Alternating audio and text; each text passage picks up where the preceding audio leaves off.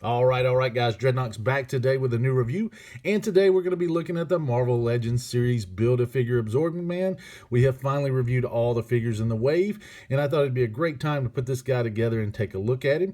So here's all the figures that we've reviewed so far from the wave, and then a pic of the Build-A-Figure there.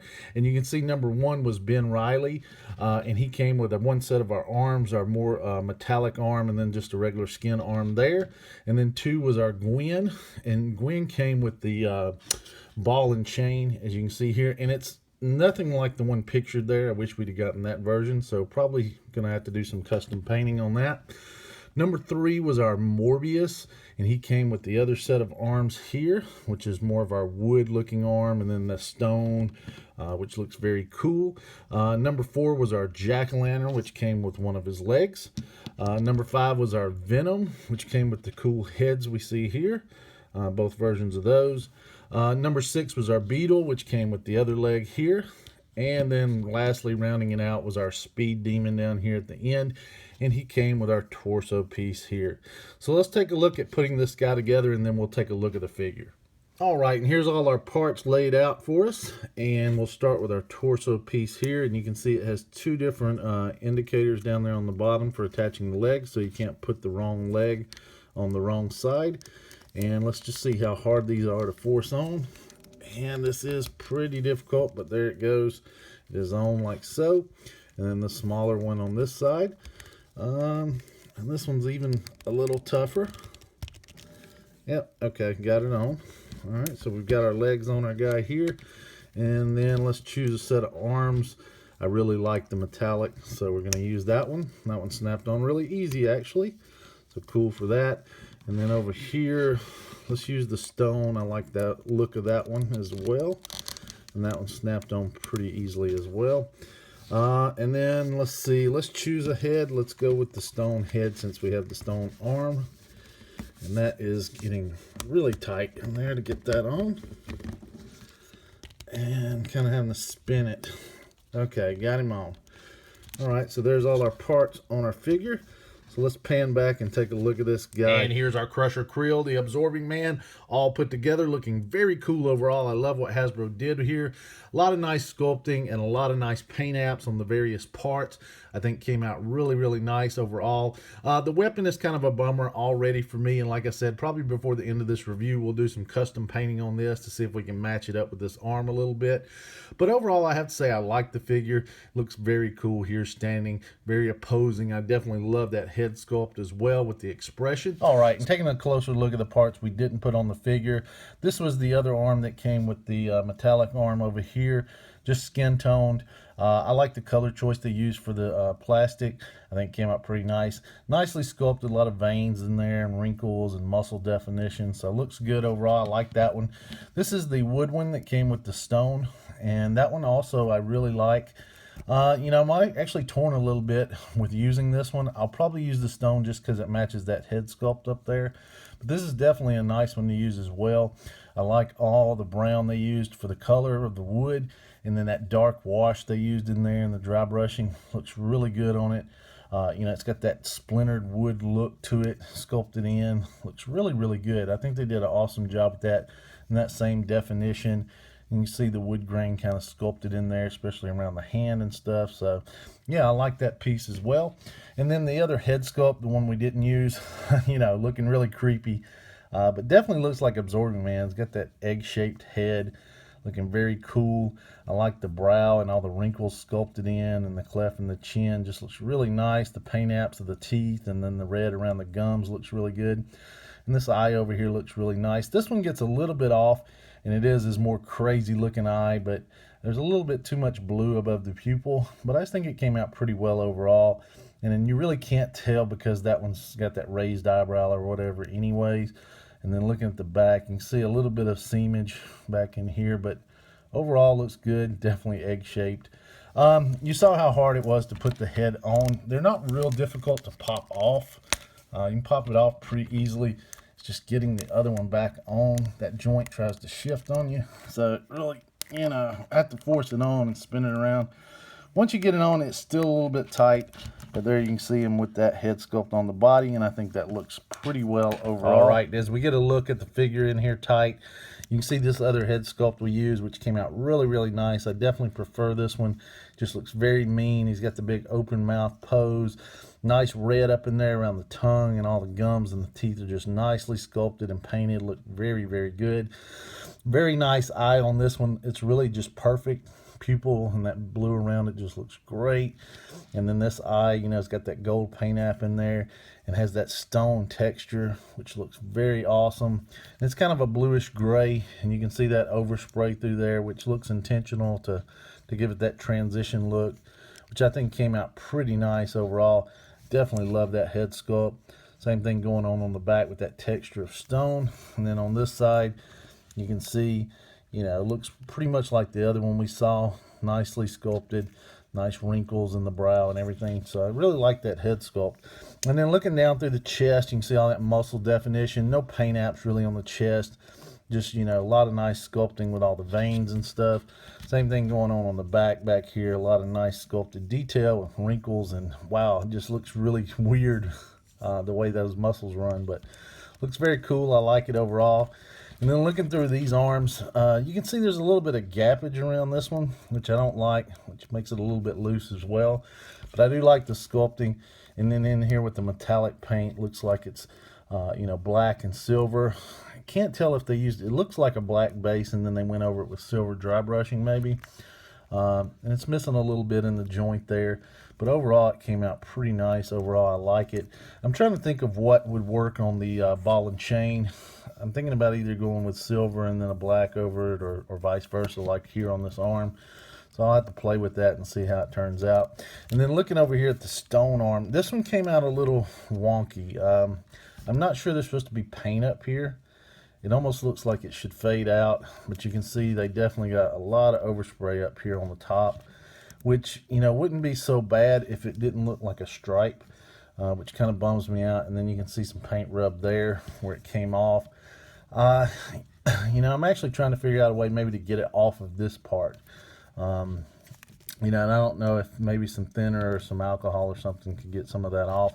I definitely love this arm sculpt better, so I want to use it. I like the stone, and through the fist here, it's a closed fist, but it's definitely sculpted very nice. It has that stone texture. The paint matches the head very nicely. You can see that same bluish gray through the head, down through the arm. You know, it looks like pieces of stone. You can see it's missing some on the joint under the arm there. And then a little bit inside the joint as well there. But overall, I think it came out pretty nice. And then looking down through the legs here and the belt came out nicely sculpted. It is a loose piece, which seems a little bit weird to me. But I love the texture on it. It's got like a leathery texture, and the nice silver paint apps, that huge buckle on there. Same thing through the back, that nice texture in the black they used. And then through the pants, that purple and black that's very you know, classic looking. You know, I love the look of those pants. The purple's just perfect. All the lines came out pretty neat overall. You can see a little bit of mismatch on a few of these on this side, but these came out perfect on this side. Some nice wrinkles sculpted in here at the bottom of the pants as well, which came out very nice. And then on the shoes, nicely sculpted, huge big shoes. You can see the laces sculpted in there as well. And I hope it shows up good on the camera, but you can also see some seams and stuff sculpted in on the shoes as well. You know, and even the bottom of the tread around the edges there, peg holes on the bottom of the feet. And they used a very shiny plastic for the shoes there. So just overall, really nice sculpting on here. And getting a closer look here at his movements. The head, like I said, is really stiff. You can rotate it around. And it does move forward and backward, but it's more of a shift in there. And it's tight. You know, it's just really tight. Hopefully that'll loosen up with some use. No real pivot in there, but it could be. It just may be tight. The arms rotate all the way around, and they're very clicky. It does have that upper arm rotation like so. And it does have a single jointed elbow, which is a little bit weird. You can't get 90 degree on it. That's about all you get. And then the wrists do swivel around as well. And they do have a hinge on them, but they don't allow for a great range of movement. Same thing over here on this side. It has a hinge on it. This one allows more movement just because it doesn't have that stone sculpting around it. You can get it up like so. And then looking at the ab crunch, he crunches in pretty good. Crunch forward that much, and then he can crunch back just a huge amount there. It does have waist rotation, and you kind of have to make sure that belt is pulled down so it doesn't catch it. Rotates all the way around like so. The hips move out all the way, man. He'll do the complete splits there. He'll kick forward a great amount as well. Kicks back some. Does kind of rotate out as you kick it back, but he does kick back. Double jointed knees, they are hindered a little bit in here, and it almost seems like it moves the plastic a little bit when you do that. It buckles a little bit. This one moves about the same amount, so you can get about that far back.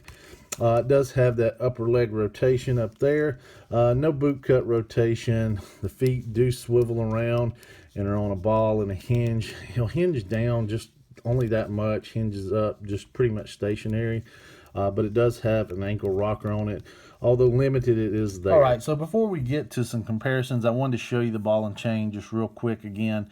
As you can see, it does have that nice texture in it. We saw this originally in the Wrecking Crew set, but it's just gray plastic. It's very flimsy, very light. But what I'm going to do is paint this thing up before we get to comparisons and see what I can do with it to try and get it to match this arm here. All right, and after a little bit of paint added onto our ball and chain here, we're ready to do some comparisons. And first up, I've got a couple guys from the Wrecking Crew here, and he scales a little bit too tall for these guys. I really wish he was more in scale with both of them, but the reason I picked them is because I wanted to show you that if you really wanted to not do any paint or custom work, the ball and chain that comes with pile driver over here on the left works just as well. You know, that one looks pretty good. Mine came out, if you want to look at it in comparison, mine came out a little bit lighter than this one, and I really tried to match mine up more to the arm. But this one definitely could be used as well, especially if you don't want to do any custom painting. This was how mine turned out, and I think it came out pretty well. I actually had to go 2 different methods.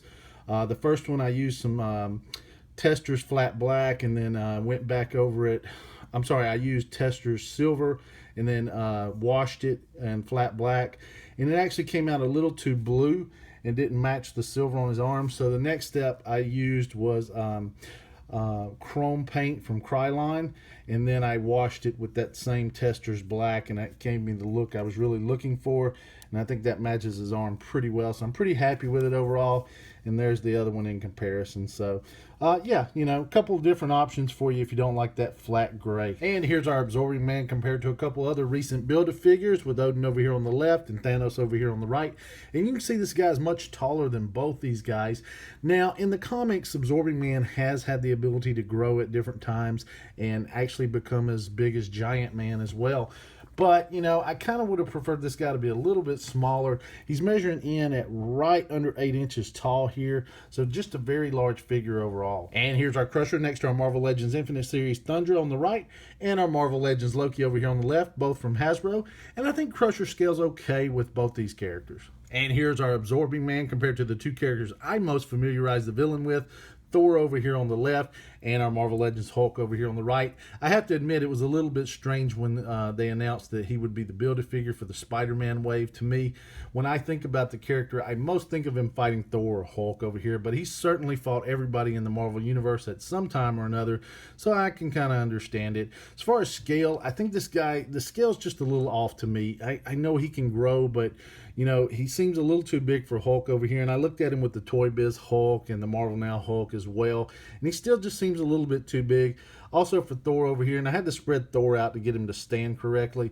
But, you know, it just doesn't seem like he's quite in scale with these guys. And lastly, just for fun, here he is next to our Marvel Diamond Select 7-inch scale Thor over here on the right. And at the bottom end of the spectrum, our 6-inch Black Series Kylo Ren.